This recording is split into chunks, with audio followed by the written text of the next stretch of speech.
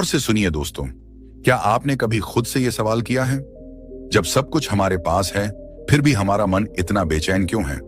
क्यों कभी कभी लगता है कि मन हमारा गुलाम नहीं बल्कि हमारा मालिक बन गया है? क्यों सोने के लिए बिस्तर है लेकिन नींद नहीं? क्यों रिश्ते हैं लेकिन अपनापन नहीं?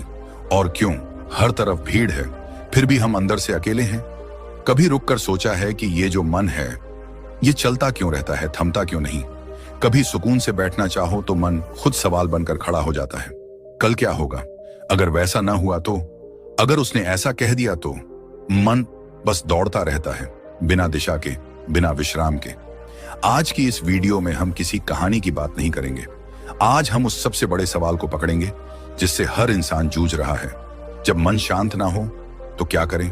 ये वीडियो उन सभी के लिए है जो रातों को जागते हैं पर किसी को बता नहीं पाते, जो बाहर से हंसते हैं लेकिन भीतर से रो रहे होते हैं, जो खुद को खो चुके हैं और अब फिर से पाना चाहते हैं। हमारा मन आज इतना अशांत क्यों है? आजकल की दुनिया में इंसान ने छात पर पैर रख दिए लेकिन अपने ही मन की गहराइयों को नहीं जान पाया। हम भाग रहे हैं लगातार, काम के पीछे, नाम के पीछे, रिश्तों के पीछे, वैलिडेशन के पीछे, पर यह दौड़ कभी पूरी नहीं होती और हर अधूरी दौड़ एक नई बेचैनी लेकर आती है। गौतम बुद्ध ने कहा था, तुम्हारा सबसे बड़ा शत्रु बाहर नहीं है, वो तुम्हारे अंदर बैठा है, तुम्हारा अस्थिर मन। आज का इंसान हर चीज कंट्रोल करना चाहता है। लोग क्या कहें, जिंदगी कैसे चले, भविष्य कैसा बने, पर वो एक चीज जो वाकई कंट्रोल करनी चाहिए थी, खुद का मन, वो सबसे ज्यादा उपेक्षित रह गया। हमारा मन दो भागों में बंटा होता है। एक है चेतन मन, जो आप अभी इस्तेमाल कर रहे हैं, जिससे आप सुन रहे हैं, सोच रहे हैं, और दूसरा है अवचेतन मन, जो पर्दे के पीछे है लेकिन असली कमान उसी के हाथ में है। 95% फैसले, भावनाएं, डर, आदतें सब अवचेतन मन से नियंत्रित होती हैं। और सबसे बड़ी बात, यह अवचेतन मन कभी नहीं सोता। जब आप सपने में गिरते हैं, डरते हैं, जाग जाते हैं, तो दरअसल वो अवचेतन मन की प्रतिक्रिया होती है। गौतम बुद्ध ने यही कहा, जब तक तुम खुद को नहीं जानोगे तब तक कोई भी शिक्षा तुम्हें मुक्ति नहीं दे सकती। और खुद को जानना यानी अपने मन को समझना। बुद्ध कोई धर्म नहीं, वो एक दिशा है। उन्होंने हमें मन को पढ़ने की विधि दी, ध्यान, जागरूकता और स्वीकृति। बुद्ध ने एक बात बहुत साफ कही थी, मन की गति बहुत तेज है लेकिन वो तुम्हारी आज्ञा से ही चलती है, बशर्ते तुम उसे जान लो। उन्होंने एक ऐसी ध्यान प्रणाली दी जिसे कहते हैं विपश्यना ध्यान। इसमें हम केवल अपनी सांस को देखते हैं, ना कोई मंत्र, ना कोई कल्पना, बस ऑब्जर्वेशन। क्यों? क्योंकि सांस ही एकमात्र ऐसी चीज है जो शरीर और मन को जोड़ती है। जैसे ही तुम सांस पर ध्यान दो, तुम मन की पकड़ से धीरे धीरे बाहर निकलने लगते हो। आज न्यूरोसाइंस, तंत्रिका विज्ञान भी यही कह रहा है जो बुद्ध 2500 साल पहले कह गए थे। जब हम ध्यान करते हैं तो ब्रेन में प्रीफ्रंटल कॉर्टेक्स सक्रिय होता है, जो निर्णय लेने और भावनाओं को संतुलित करने के लिए जिम्मेदार होता है। डॉक्टर्स आज एंजाइटी और डिप्रेशन के इलाज में माइंडफुलनेस मेडिटेशन को अपनाने लगे हैं। यह सिद्ध हो चुका है कि सिर्फ 15 मिनट का ध्यान रोज आपकी सोच, भावनाएं और निर्णय क्षमता को पूरी तरह बदल सकता है। बुद्ध ने कहा था, तुम वही बन जाते हो जो तुम पूरे दिन सोचते हो। और मॉडर्न साइकोलॉजी कहती है, न्यूरॉन्स की फायर टुगेदर, वायर टुगेदर, यानी जो विचार बार बार आते हैं वो आपके मस्तिष्क का स्थायी पैटर्न बन जाते हैं। तो अगर हम मन को सही दिशा में न मोड़ें तो यह खुद ही हमें गलत दिशा में बहा ले जाएगा। बुद्ध का एक और अमूल्य वाक्य, मन तुम्हारा नौकर है लेकिन अगर तुम उसे काबू में न रखो तो वह एक क्रूर स्वामी बन जाता है। आज यही हो रहा है। हमारा मन जो केवल सोचने, समझने और सहायता करने के लिए था, वो आज हमारे दुखों का केंद्र बन गया है। हम सोचते हैं, फिर चिंता करते हैं, फिर उस चिंता से डरते हैं और उस डर से भागते हैं, और ये साइकिल कभी नहीं रुकती। बुद्ध यही कहते हैं, तुम्हारे दुख का कारण बाहर नहीं, भीतर है। तुम्हारा खुद से अलग हो जाना। जब मन शांत होता है तो आप पहली बार जीना शुरू करते हैं। आप सुन सकते हैं, देख सकते हैं, महसूस कर सकते हैं। शांत मन, शाक, स्पष्ट दृष्टि, शांत मन, शाक, स्थिर निर्णय, शांत मन, शांत आत्मा से जुड़ाव। जो लोग ध्यान करते हैं उन्होंने ये अनुभव किया होगा कि जैसे जैसे मन शांत होता है, समय की गति धीमी लगती है, क्योंकि अब आप सिर्फ बाहर नहीं, भीतर भी देखने लगे हैं। आपका अवचेतन मन वो महासागर है जो अगर नियंत्रित हो जाए तो आप अपने जीवन की दिशा पूरी तरह बदल सकते हैं। आप रोगों को हरा सकते हैं, भय को मिटा सकते हैं, क्रोध को जलाकर राख कर सकते हैं। यही है आत्मविजय, जो दुनिया की हर जीत से बड़ी है। इसलिए अगली बार जब आपका मन अशांत हो, बेचैन हो, रोना चाहे या चिल्लाना चाहे, तो एक पल रुकिए, अपनी सांस पर लौटिए, बुद्ध की तरह बैठ जाइए और खुद से कहिए, मन, तू मेरा हिस्सा है, मेरा स्वामी नहीं। क्योंकि जिस दिन आपने अपने मन को जीत लिया, उस दिन आपको कोई और जीतने की जरूरत ही नहीं रह जाएगी। और अब जब हमने यह समझ लिया कि मन क्यों अशांत होता है, अवचेतन कैसे काम करता है और शांति की राह क्या है, तो अगली कड़ी में हम जानेंगे, जब जीवन में अशांति आने वाली होती है तब कौन कौन से लक्षण पहले दिखाई देने लगते हैं। क्योंकि आने वाला तूफान हमेशा पहले धीमे हवाओं में छुपा होता है। क्या आपने कभी खुद से यह सवाल किया है कि मैं ही क्यों इतना परेशान रहता हूं? कभी बिना किसी वजह के बेचैनी, कभी बिना किसी कारण के डर, और कई बार तो ऐसा लगता है जैसे मन पर किसी और का कब्जा हो गया है। क्या मन हमारा सेवक है या हमारा मालिक बन चुका है? हम उसकी सुनते हैं या वह हमें चला रहा है? आज की इस तेज भागती दौड़ती दुनिया में हम सब एक ऐसी मशीन बन गए हैं जो ऊपर से मुस्कुरा रही होती है लेकिन अंदर से टूट रही होती है। हम दिन भर किसी न किसी चीज के पीछे दौड़ते रहते हैं, पैसा, नाम, पहचान, रिश्ते, लक्ष्य। लेकिन रात को सोते वक्त भी मन शांत नहीं होता। सोचते हैं, क्यों मेरा मन मुझे चैन से नहीं रहने देता? तो आज मैं आपको उसी सवाल का जवाब देने आया हूं जिससे लाखों लोग रोज जूझ रहे हैं, मन को कैसे शांत करें। और इसका उत्तर कोई नई तकनीक नहीं है, यह हजारों साल पुराना एक गहरा सत्य है जिसे गौतम बुद्ध ने जाना, समझा और दुनिया को बताया। जब मन शांत ना हो तब इस सत्य को जान लो, मन खुद शांत हो जाएगा। अब बात करते हैं उस पहले और सबसे गहरे कारण की जो हमारे मन की अशांति का जड़ है। पहला कारण है अस्थायित्व को ना समझना, यानी सब कुछ बदलता है और यह भी बदल जाएगा। गौतम बुद्ध ने एक बहुत ही साधारण लेकिन बहुत ही ताकतवर शब्द दिया, अनिका, जिसका अर्थ है एवरीथिंग इज इम्परमानेंट। सब कुछ बदल रहा है हर वक्त। आपने गौर किया होगा, जब हम दुख में होते हैं तो लगता है कि यह दुख कभी खत्म नहीं होगा। जब हम परेशान होते हैं तो लगता है कि यह बेचैनी अब जीवन भर साथ चलेगी। यही गलती नंबर 1 है, अस्थायित्व को ना समझना। हम ये भूल जाते हैं कि हर भावना, हर विचार, हर स्थिति अस्थायी है।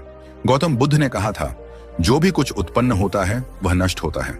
यानी चाहे वह दुख हो या सुख, क्रोध हो या मोह, गुस्सा हो या अकेलापन, ये सब एक समय के बाद खुद समाप्त हो जाते हैं।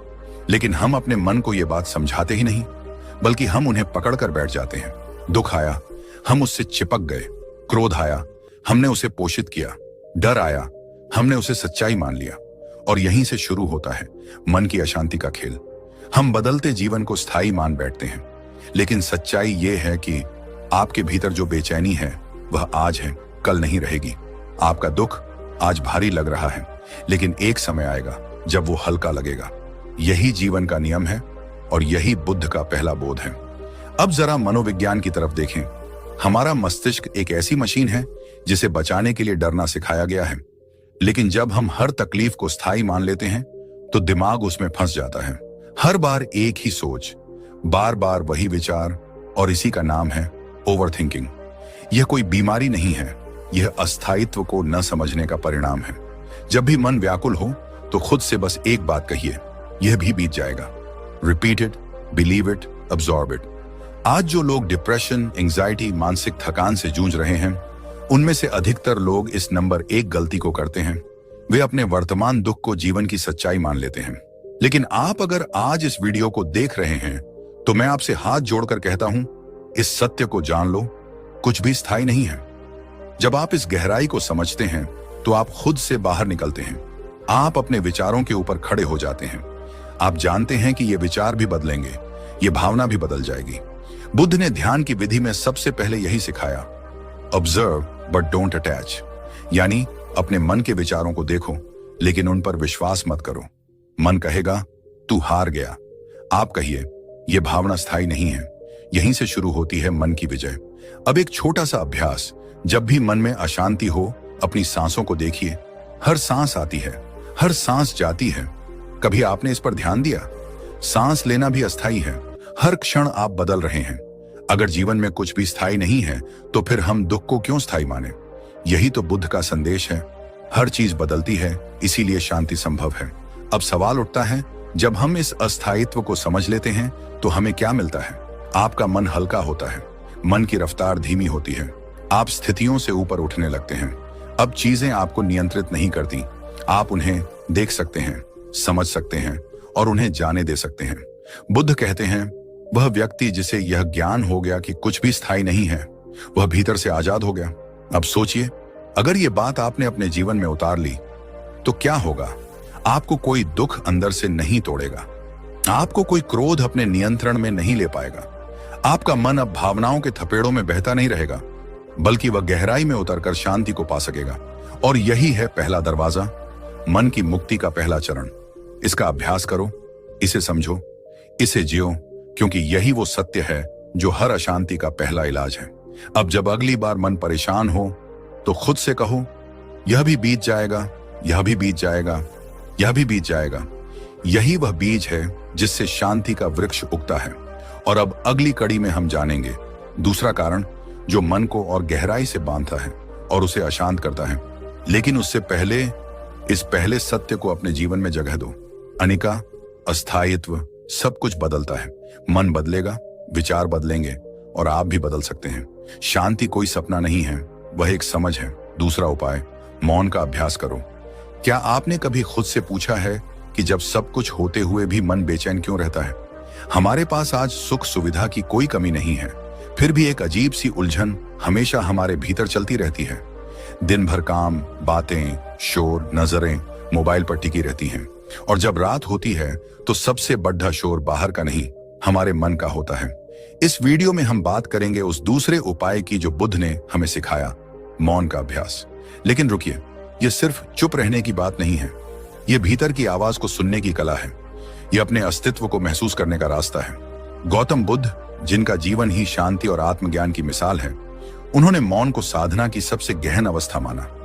वे कई कई दिन मौन रहते थे, एक शब्द भी नहीं बोलते थे, ना किसी से बात, ना किसी से बहस, सिर्फ अपने भीतर उतरते थे। अब सवाल उठता है, आखिर मौन इतना जरूरी क्यों है? क्योंकि आज का मन थक चुका है। वो लगातार बोल रहा है, सोच रहा है, भाग रहा है, डर रहा है और सबसे ज्यादा खुद को ही सुन नहीं पा रहा। हम जो सुनते हैं वो बाहर की दुनिया है, हम जो बोलते हैं वो दूसरों की दुनिया के लिए होता है, लेकिन जो अनसुना रह जाता है वो है हमारी अपनी आत्मा की आवाज। मौन उस गहराई तक पहुंचने का तरीका है जहां न कोई बहस है, न कोई शोर, न कोई सवाल, बस एक शुद्ध उपस्थिति है। अब आइए समझते हैं कि मौन से मन को कैसे शांति मिलती है और कैसे यह हमारी मानसिक दशा को बदल सकता है। दूसरा कारण, मौन का अभ्यास न करना। अगर आज आपका मन बार बार विचलित होता है, छोटी छोटी बातों में उलझ जाता है, क्रोध आता है, चिंता होती है, भविष्य को लेकर डर लगता है, तो इसका कारण है कि आपने अपने भीतर के मौन को खो दिया है। दिन भर मोबाइल की नोटिफिकेशन, लगातार बातें, सोशल मीडिया की उथल पुथल, ये सब मिलकर हमारे मस्तिष्क को एक अनजाने युद्ध में धकेल देते हैं। मनोविज्ञान कहता है कि हर दिन हम 60,000 से ज्यादा विचार सोचते हैं और दुख की बात यह है कि इनका 90% हिस्सा वही पुराने विचार होते हैं जो कल थे, परसों थे और कई बार तो सालों से चल रहे हैं। जब हम हर दिन वही सोचते हैं, वही चिंता करते हैं, वही क्रोध, वही भय दोहराते हैं, तो हमारा अवचेतन मन, सबकॉन्शियस माइंड, इन विचारों को हमारी असलियत बना लेता है। अब सोचिए, अगर आपके अवचेतन में लगातार अशांति, डर, कंपैरिजन, गुस्सा और दुख भरता जा रहा है, तो बाहर की दुनिया कितनी भी सुंदर हो, भीतर शांति नहीं मिलेगी। मौन क्या करता है? मौन उस बटन को पॉज कर देता है जिससे आप एक बार के लिए अपने विचारों की भीड़ को रोक पाते हैं। जब आप दिन भर सिर्फ एक दिन के लिए न कोई बात करें, न कोई मोबाइल देखें, न टीवी, न म्यूजिक, सिर्फ मौन में रहें, तो आपको ऐसा महसूस होगा जैसे आपके भीतर कुछ ठहर गया है, जैसे समय थम गया हो, और तभी शुरू होता है असली आत्मज्ञान। अब बहुत लोग कहते हैं, हमसे मौन में बैठा नहीं जाता, मन चंचल हो जाता है, सोचें आती रहती हैं। बिल्कुल आएंगी, क्योंकि आपने कभी अपने मन को शांति देना सिखाया ही नहीं। जैसे एक ऊधम मचाता हुआ बच्चा जब रोता है तो माँ उसे गोद में उठाकर धीरे धीरे शांत करती है, वैसे ही जब हम अपने चंचल मन को मौन के गोद में बैठाते हैं तो धीरे धीरे वह भी शांत होना सीखता है। मौन सिर्फ बाहर का ना होना नहीं है, यह भीतर का रुकना है। अब यहाँ एक वैज्ञानिक दृष्टिकोण भी है जो बुद्ध की इस शिक्षा को प्रमाणित करता है। आधुनिक न्यूरोसाइंस यह सिद्ध कर चुकी है कि जब इंसान ध्यान या मौन में जाता है तो उसका ब्रेन वेव पैटर्न अल्फा और थीटा की अवस्था में आ जाता है, जो शांति, रचनात्मकता और गहरे मानसिक संतुलन की स्थिति होती है। इस अवस्था में अवचेतन मन सबसे ज्यादा सक्रिय होता है और तभी वह हीलिंग और ट्रांसफॉर्मेशन शुरू करता है। इसका मतलब यह है कि सिर्फ दिन भर मौन रहना ही नहीं, बल्कि उस मौन को जागरूकता के साथ जीना आपकी आत्मा और मस्तिष्क के बीच एक सेतु बना देता है। अब बात करते हैं उस अनुभव की जो आप मौन में पाते हैं।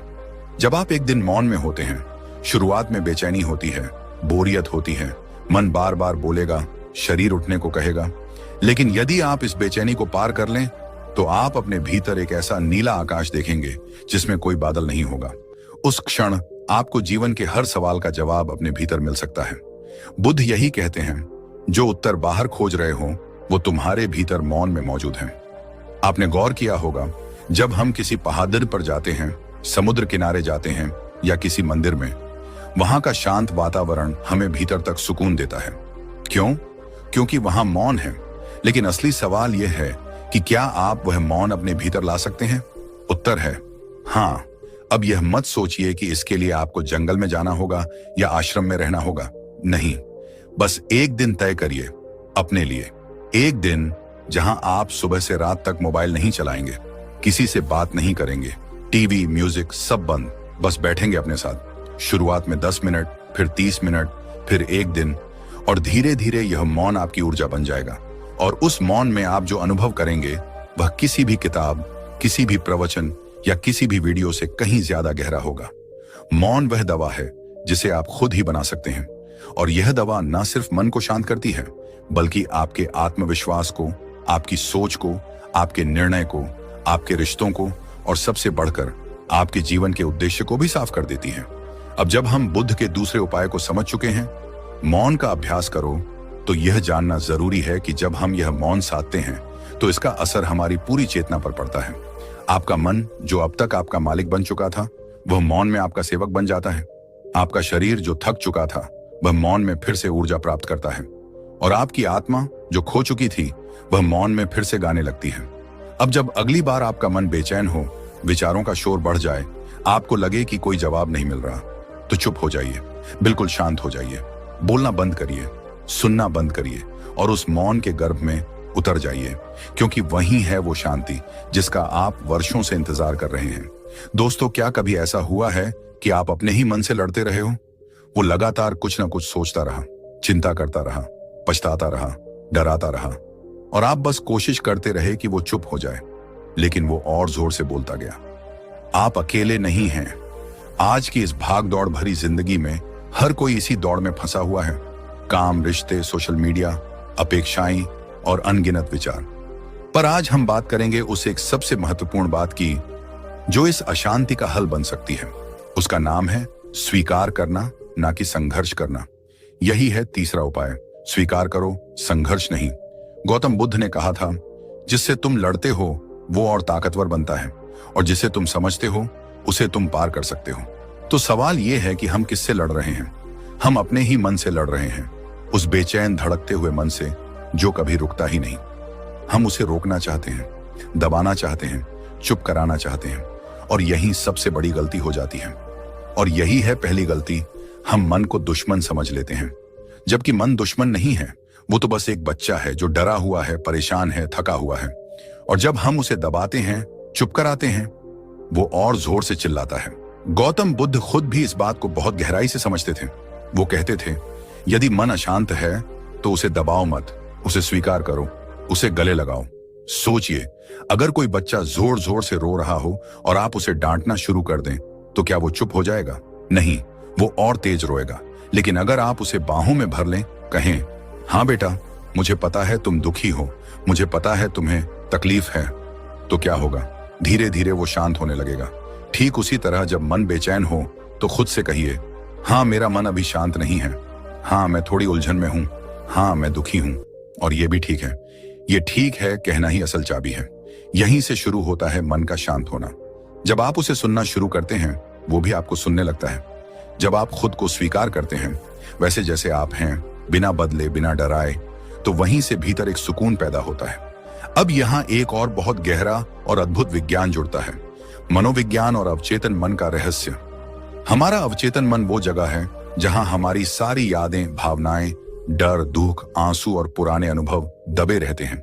जब आप अपने विचारों से लड़ते हैं तो आप दरअसल अपने अवचेतन मन के साथ लड़ रहे होते हैं, और अवचेतन मन को आप दबा नहीं सकते। वो हर बार नए रूप में लौट आता है, कभी गुस्से में, कभी चिंता में, कभी डिप्रेशन में। यही है दूसरी गलती। हम अपने भीतर के दर्द को दबाते जाते हैं और फिर शरीर थकता है, मन टूटता है, आत्मा उदास हो जाती है। पर अब सवाल यह है कि इसे बदलें कैसे? जब आप स्वीकार करते हैं कि हाँ, मैं अभी पूरी तरह से ठीक नहीं हूं, तो आप अपने अवचेतन मन को एक संदेश देते हैं कि अब छुपाने की जरूरत नहीं है, अब खुलने का समय है। और यह खुलना ही है मन का शांत होना।